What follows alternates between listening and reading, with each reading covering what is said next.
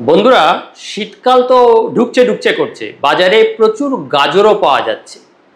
তা গাজর কাঁচা খাবেন না রেঁধে খাবেন, রোগীরা আমাদের প্রায় জিজ্ঞেস করে। আসি এবার মূল প্রসঙ্গে। কাঁচা গাজরে প্রচুর ক্যারোটিনয়েডস যেমন বিটা ক্যারোটিন থাকে। এই বিটা ক্যারোটিন থেকে আমাদের শরীরে ভিটামিন এ তৈরি হয়, কিন্তু এগুলো থাকে গাজরের শক্ত কোষপ্রাচীর বা সেলওয়ালের ভেতরে, যা সহজে ভাঙে না।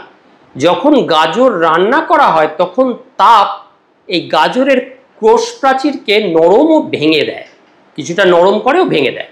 ফলে বিটা ক্যারোটিন শরীরে সহজেই শোষিত হয়, এমনকি কাঁচা গাজরের তুলনায় 2 থেকে 3 গুণ বেশি পরিমাণে শোষিত হয়। তাই যদি খেতেই হয় তাহলে কাঁচা গাজর খাবেন না, সেদ্ধ করেই খান। তবে অতিরিক্ত গাজর সেদ্ধ করবেন না। অতিরিক্ত গাজর যদি সেদ্ধ করা হয় বা ভাজা হয় তাহলে কিছু তাপ সংবেদনশীল ভিটামিন যেমন ভিটামিন সি এগুলো নষ্ট হয়ে যায়। সেরা উপায় হলো গাজর হালকা ভাপে বা সেদ্ধ করে খান। তাহলে কিন্তু গাজরের যে সর্বোত্তম উপাদান এবং উপকার সেটা পাবেন। আর সাথে সামান্য অলিভ অয়েল বা ঘি দিন, কারণ বিটা ক্যারোটিন ফ্যাট দ্রবণীয়, অর্থাৎ চর্বির সাথে খেলে শরীরে খুব ভালোভাবে শোষিত হয়।